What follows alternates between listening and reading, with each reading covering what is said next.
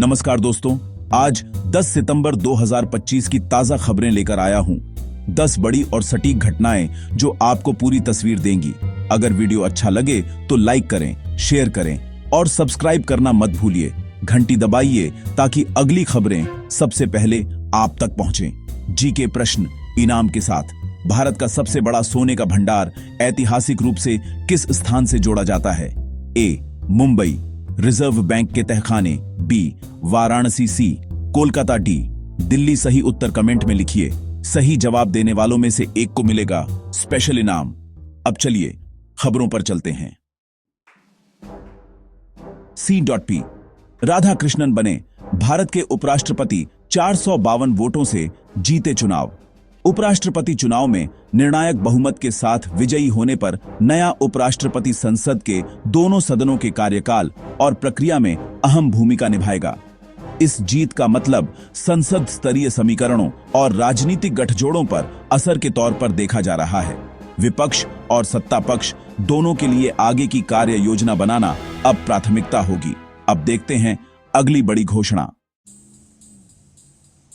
मध्य प्रदेश में सेवा पर्व की घोषणा 17 सितंबर से 2 अक्टूबर तक चलेगा। सरकार की यह पहल स्वच्छता, स्वास्थ्य और जन कल्याण को केंद्रित कर रही है। सेवा पर्व के दौरान रक्तदान शिविर, स्वास्थ्य जांच, पौधारोपण और जनजातीय विकास कार्यक्रम होंगे। कैंपेन का उद्देश्य स्थानीय समाज में सक्रिय भागीदारी और सामुदायिक विकास को तेज करना है। मुख्यमंत्री स्वयं निगरानी करेंगे और यही कार्यक्रम सामुदायिक जुड़ाव बढ़ाने की ताकत रखता है। अगली खबर में धार्मिक समय से जुड़ी जानकारी है। देखिए आगे। आज पितृपक्ष द्वितीया तिथि।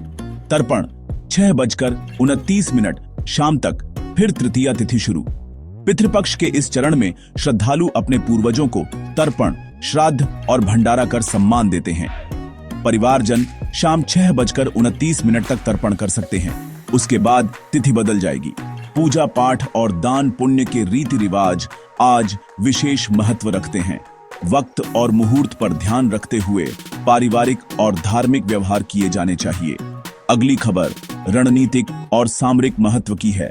आगे पढ़िए। नेशनल लेवल पर INS विशाल भारत बना रहा है परमाणु चालित विमान वाहक पोत। देशीय समुद्री क्षमताओं को तीव्र करने के लिए इस योजना के तहत उन्नत लंबी किस्म की समुद्री संचालन क्षमता वाला परमाणु चालित विमान वाहक पोत विकसित करने की रूपरेखा रखी जा रही है। इससे नौसेना के एयर स्ट्राइक और क्षेत्रीय समुद्री प्रत्युत्तर क्षमता में वृद्धि होगी और स्वदेशी शिप बिल्डिंग उद्योग को भी रणनीतिक मदद मिलने की उम्मीद है। अगले अपडेट में मल्टीनेशनल मिलिट्री एक्सरसाइज की खबर है। भारत, अमेरिका और श्रीलंका ने शुरू किया है पैसिफिक एंजल 25 सैन्य अभ्यास।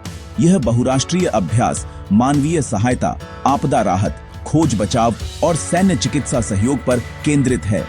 अभ्यास का उद्देश्य ऑपरेशनल इंट्रोऑपरेबिलिटी बढ़ाना और क्षेत्रीय आपदा प्रतिक्रियाओं में समन्वय सुदृढ़ करना है।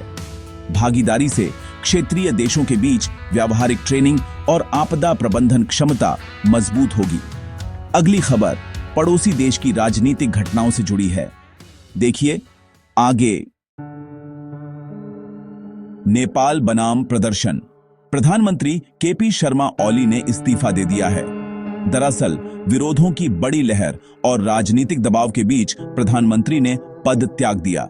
इस्तीफा राजनीतिक अस्थिरता और अल्पावधि में नई राजनीतिक समायोजन की ओर संकेत करता है। सड़कों पर प्रदर्शन, कर्फ्यू या तनावपूर्ण हालात की वजह से प्रशासनिक कार्रवाई व मध्यस्थता की आवश्यकता स्पष्ट हुई है। अब अस्थायी नेतृत्व और नई व्यवस्थाओं पर निगाहें होंगी। अब अगला अपडेट सीमा क्षेत्रीय घटना के बारे में है। अमूर्त भारत अमेरिका लेन देन के बीच लद्दाख में ग्लेशियर से हिमस्खलन हुआ, जिसमें 3 सैनिक शहीद हो गए।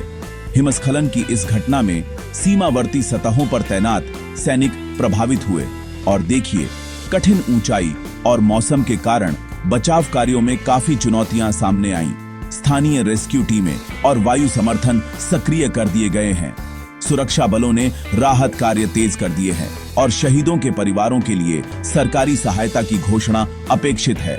अगली खबर मौसम और राहत से जुड़ी है, जल्दी पढ़िए। दिल्ली, पंजाब, स्कूल बंद, पंजाब बाढ़ प्रभावित, राहत कार्य जोरों पर। तेज बारिश और नदियों के उफान से प्रभावित क्षेत्रों में स्कूल कक्षाएं रद्द रहीं, राहत शिविर स्थापित किए गए और बचाव कार्य तेज कर दिए गए। राज्य सरकार ने मुआवजा, अनाज और त्वरित चिकित्सा सहायता मुहैया कराई। प्रभावित परिवारों के लिए निरीक्षण और पुनर्वास की कार्य योजनाएं बन रही हैं। प्रशासन ने सतर्कता बढ़ा दी है। अगली खबर अंतर्राष्ट्रीय स्तर पर तनाव के राजनीतिक असर पर है। इजरायल गाजा तनाव, इजरायली हमलों पर फ्रांस के राष्ट्रपति मैक्रो ने जताई नाराजगी। फ्रांसीसी राष्ट्रपति की कड़ी प्रतिक्रिया ने अंतर्राष्ट्रीय स्तर पर संघर्ष के प्रति चिंता जताई है और मानवीय कानूनों का हवाला देते हुए घातक घटनाओं पर रोक लगाने का आग्रह किया गया। इस तरह के बयान क्षेत्रीय कूटनीति को सक्रिय करते हैं और मनमुटाव कम कराने, मानवीय राहत सुनिश्चित करने के लिए दबाव बनाने का काम करते हैं। अंतिम खबर वोटिंग प्रक्रिया से जुड़ी है, देखें नीचे। उपराष्ट्रपति चुनाव, मतदान जारी, प्रधानमंत्री मोदी ने पहला वोट डाला। सुबह से निर्धारित मतदाता प्रक्रिया के तहत संसद सदस्यों ने मतदान शुरू किया। प्रधानमंत्री ने प्राथमिक वोटिंग कर मतदान प्रक्रिया का उद्घाटन किया। यह चरण लोकतांत्रिक प्रक्रिया का जश्न है और चुनाव परिणाम दोनों राजनीतिक धाराओं के भविष्य को प्रभावित कर सकते हैं। वोटिंग का उच्च मतदान प्रतिशत निर्णायक हो सकता है। यही थी आज की 10 ताजा खबरें। नीचे आउट्रो पढ़िए। कैसी लगी आपको ये सारी खबरें? मुझे कमेंट्स में जरूर बताइए। अगर वीडियो अच्छा लगा हो तो इसे लाइक कीजिए और अगर आपने चैनल को सब्सक्राइब नहीं किया है तो अभी सब्सक्राइब कीजिए। साथ ही घंटी के निशान को दबाना मत भूलिएगा ताकि आपको हमारी हर नई वीडियो का नोटिफिकेशन सबसे पहले मिले। मैं फिर मिलूंगा ऐसी ही अच्छी और खास खबरों के साथ। तब तक के लिए जय श्री राम, जय हिंद, वंदे मातरम।